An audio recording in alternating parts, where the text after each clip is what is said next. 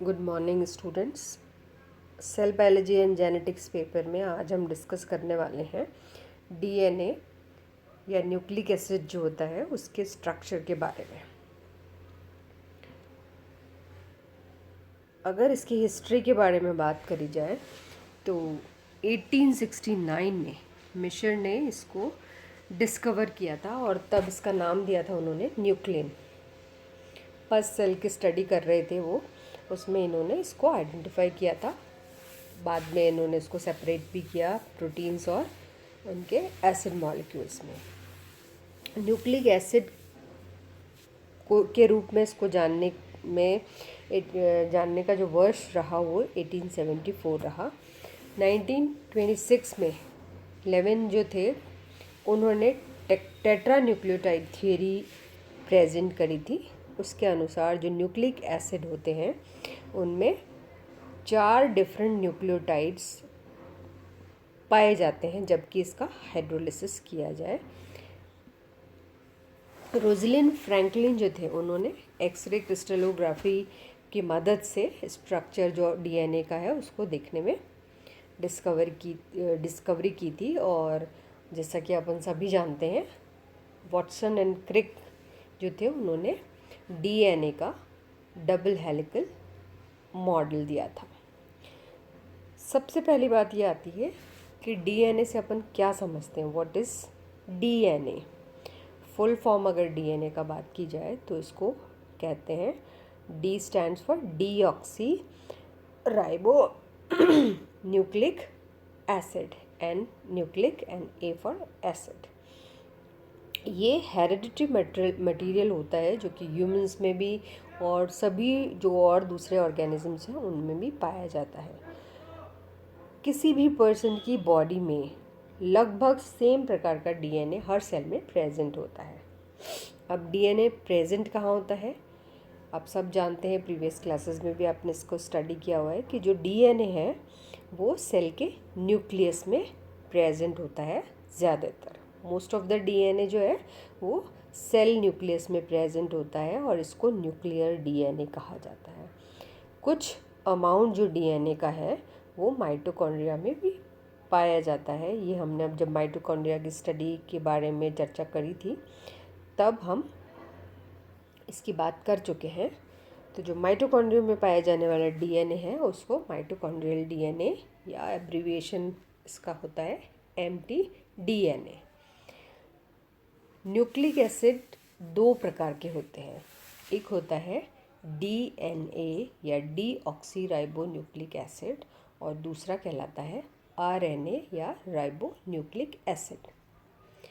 दोनों प्रकार के न्यूक्लिक एसिड सभी प्लांट्स और एनिमल्स में यानी सारे जो सजीव जगत है उनमें प्रेजेंट होता है। डीएनए जो होता है मेनली क्रोमेटिन जो सेल का होता है उसमें न्यूक्लियस के अंदर क्रोमेटिन में प्रेजेंट होता है।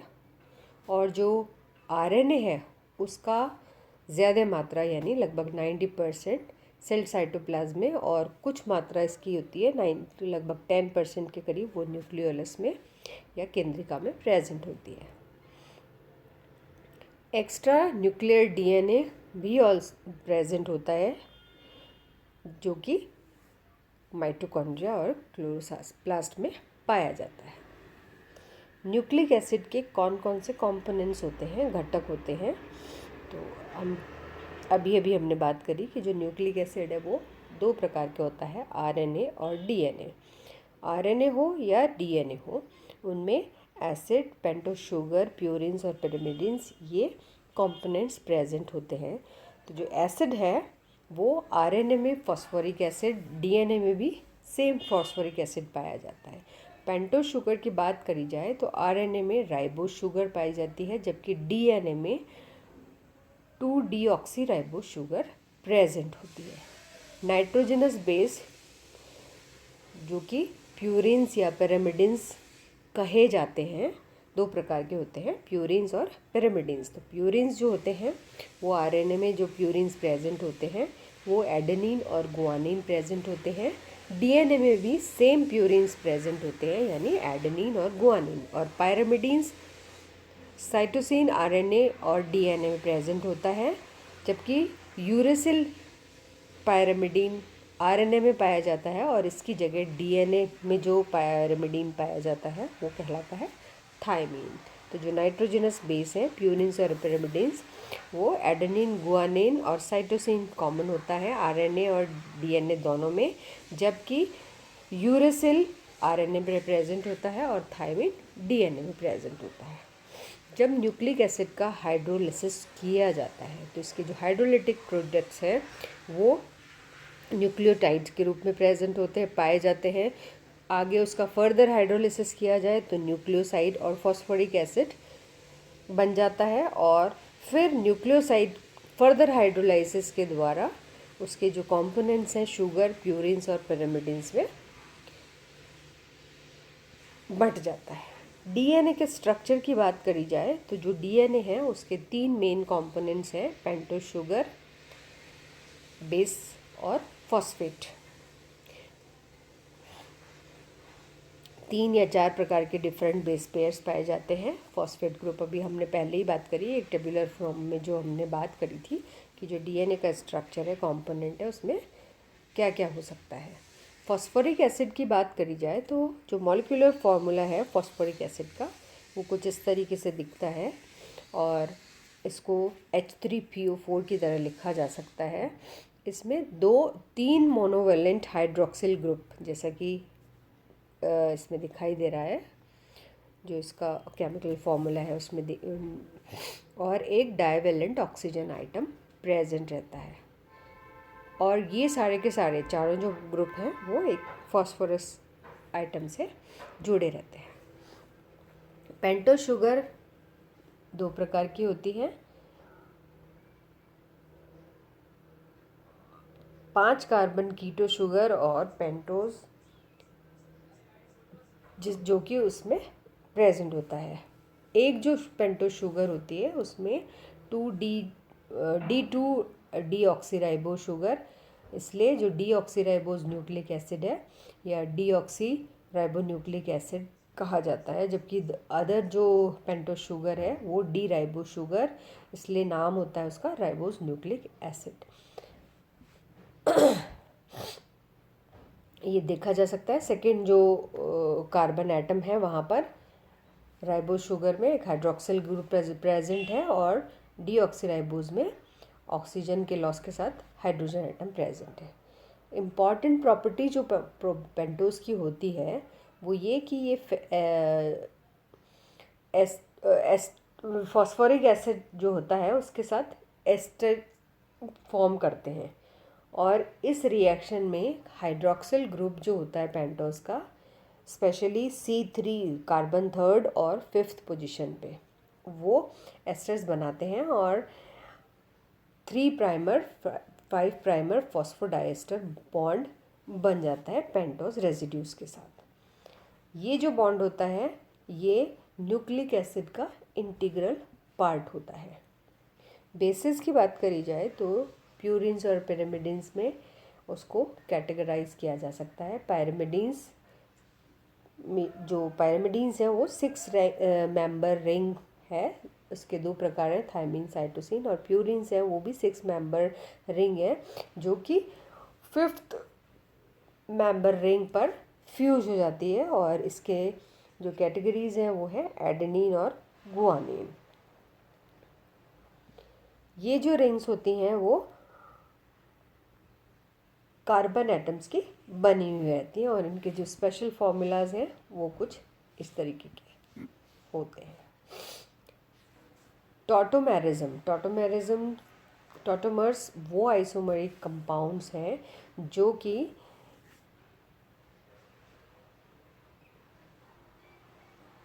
प्रोटॉन्स और इलेक्ट्रॉन की जो पोजीशन है उसमें डिफर करते हैं। एक ऐसी रिएक्शन जिसके द्वारा सिंपल प्रोटॉन ट्रांसफ़र या इंट्रामॉलिक्यूलर फैशन जो होता है, इंट्रामॉलिक्यूलर प्रोटॉन ट्रांसफ़र है, उसके द्वारा टॉटोमर्स का निर्माण हो जाता है। एक टॉटोमेरिज्म जो होता है उसमें कीटो इनोल टॉटोमेरिज्म बहुत कॉमन प्रोसेस है और जो कैटलाइज होता है वो होता है एसिड और बेस के द्वारा। एल्डिहाइड, कीटोन्स और दूसरे जो कंपाउंड्स हैं वो स्पेशल टाइप ऑफ टॉटोमेरिज्म के द्वारा टॉटोमर्स दिखाते हैं। और इसमें एक प्रोटॉन कार्बन जो होता है वो अल्फा कार्बन से कार्बोनिल ऑक्सीजन ग्रुप पे ट्रांसफ़र हो जाता है। ये है कीटो और इनोल फॉर्म्स ऑफ थायमीन और गुआनिन। पायरिमिडीन डेरिवेटिव्स जो होते हैं वो पेरेंट हेट्रोसाइक्लिक कंपाउंड पायरिमिडीन जो होता है उसके द्वारा डेराइव्ड होते हैं। और इसमें 6 मेंबर रिंग होती है, 2 नाइट्रोजन एटम्स और 3 डबल बॉन्ड्स प्रेजेंट होते हैं। इसका जो मेल्टिंग पॉइंट होता है वो 22 डिग्री सेल्सियस और बॉइलिंग पॉइंट 123.5 डिग्री सेल्सियस होता है। यूरेसिल जो होता है केमिकल फॉर्मूला उसको लिखा जा सकता है C4H4O2N2।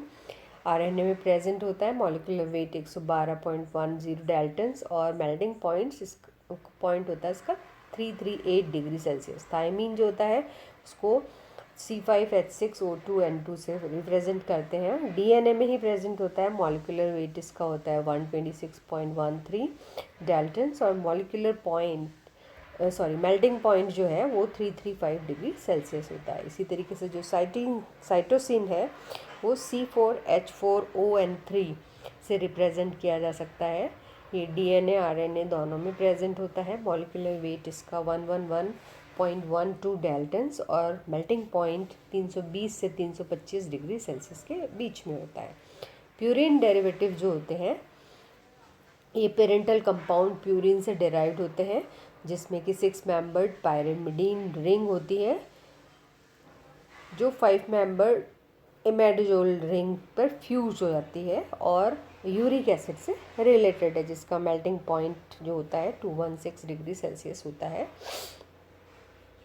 ये इसका बेसिक स्ट्रक्चर है। और एडेनिन जो है उसको रिप्रेजेंट हम कर सकते हैं C5H5N5 से। आरएनए डीएनए दोनों में प्रेजेंट होता है, मॉलिक्यूलर वेट और मेल्टिंग पॉइंट की डिटेल्स ये जो दे रखी हैं 135.15 डाल्टन्स और 360 से लेके 365 डिग्री सेल्सियस। गुआनिन C5H5ON5 ये भी आरएनए और डीएनए दोनों में प्रेजेंट होता है, मॉलिक्यूलर वेट 151.18 डाल्टन और melting point 360 degree Celsius. Nucleosides क्या होते हैं? न्यूक्लियोसाइड्स वो कंपाउंड हैं जो कि नाइट्रोजनस बेस या तो प्यूरिन या पिरामिडीन्स जब पेंटोज शुगर से कॉन्जुगेट हो जाते हैं एक बीटा ग्लाइकोसाइडिक लिंकेज के द्वारा, तो वो फॉर्म जो कंपाउंड होता है उसको कहते हैं न्यूक्लियोसाइड। बीटा ग्लाइकोसाइडिक लिंकेज जो होता है वो C1 कार्बन 1 जो होता है शुगर का और हाइड्रोजन एटम ऑफ N9। जब प्यूरिन्स की अगर हम बात करेंगे तो N9 प्यूरिन्स का C1 से कॉन्जुगेट होता है। और अगर पायरिमिडीन्स की बात करें तो N1। और इस तरीके से जब ये कॉन्जुगेशन का प्रोसेस होता है, कॉन्जुगेट होके ये जब कॉम्प्लेक्स का निर्माण होता है तो एक मॉलिक्यूल ऑफ वाटर रिलीज हो जाता है। Base pairs, sugar, nucleoside, trivial name और एब्रीविएशन किस तरीके से लिखे जाते हैं ये इसका एक टेबुलर फॉर्म देखा जा सकता है। बेस अगर राइबो न्यूक्लियोसाइड्स है तो एडेनिन अगर बेस होगा, राइबो शुगर होगी तो वो न्यूक्लियोसाइड कहलाता है, एडेनिन राइबो न्यूक्लियोसाइड। और इसका जो ट्रिवियल नेम है वो है एडेनोसिन, एब्रीविएशन AR से करते हैं। इसी तरीके से अगर गुआनिन राइबोज है तो गुआनिन राइबो न्यूक्लियोसाइड, गुआनोसिन इसको कहा जाता है और GR से लिखा जा सकता है। इसी तरीके से अगर साइटोसिन है और राइबो शुगर है तो साइटोसिन न्यूक्लियोसाइड, साइटिडीन CR से रिप्रेजेंट करते हैं। थाइमीन को राइबोज और थाइमीन राइबो न्यूक्लियोसाइड कहा जाता है। इसी तरीके से अगर यूरेसिल और राइबोज जुड़ा हुआ है तो यूरेसिल राइबो न्यूक्लियोसाइड कहा जाता है। थाइमीन राइबोज का जो कॉम्बिनेशन है उसको थायमिडीन TR से रिप्रेजेंट करते हैं और यूरेसिल न्यूक्लियोसाइड जो होता है उसको यूरिडीन या UR से रिप्रेजेंट किया जाता है। अगर डीऑक्सीराइबोन्यूक्लियोसाइड की बात करें तो एडेनिन अगर बेस पेयर है और डीऑक्सीराइबोज शुगर है तो एडेनिन डीऑक्सीराइबोन्यूक्लियोसाइड कहा जाता है, डीऑक्सी एडेनोसिन, ADR। इसी तरीके से गुआनिन की बात करें तो guanine plus deoxyribo sugar guanine deoxyribonucleoside बनाता है, डीऑक्सीगुआनोसिन, GDR। साइटोसिन अगर होगा तो D cytosine deoxyribonucleoside, deoxycytidine, CDR। इसी तरीके से थायमिन जो है वो डीऑक्सीराइबो शुगर के साथ मिलके थायमिन डीऑक्सीराइबोन्यूक्लियोसाइड बनाता है और इसको डीऑक्सीथायमिडीन कहा जाता है, TDR। इसी तरीके से अगर यूरेसिल है वो अगर डीऑक्सीराइबोज से जुड़ा हुआ है तो यूरेसिल डीऑक्सीराइबोन्यूक्लियोसाइड या डीऑक्सीयूरिडिन UDR कहलाता है।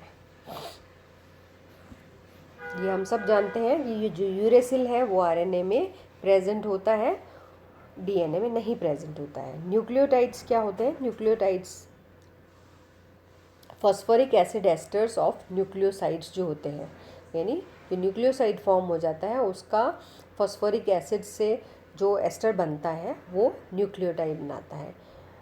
ये फ्री फॉर्म या सब यूनिट्स ऑफ न्यूक्लियोटाइड्स के फॉर्म में प्रेजेंट होता है। अगर राइबोज मॉइटी है राइबोन्यूक्लियोसाइड में तो उसका फॉस्फोरिलेशन पॉसिबल हो सकता है 3 पोजीशंस पे, या तो सेकेंड कार्बन या थर्ड कार्बन या 5, सिंस क्योंकि जो C1 और C4 हैं वो फ्यूरानोज रिंग फॉर्मेशन में इन्वॉल्व रहते हैं। इसी तरीके से अगर डीऑक्सीराइबोज कंपोनेंट है तो 2-डीऑक्सीराइबोन्यूक्लियोसाइड 2 पोजीशन पे C3 और C5 पे अवेलेबल होता है फॉस्फोरिलेशन के लिए फॉस्फोरिक एसिड के साथ। C1 और C4 जो होता है वो फ्यूरानोज रिंग में इन्वॉल्व रहते हैं और C2 एक हाइड्रोक्सिल ग्रुप उस पर प्रेजेंट नहीं होता है।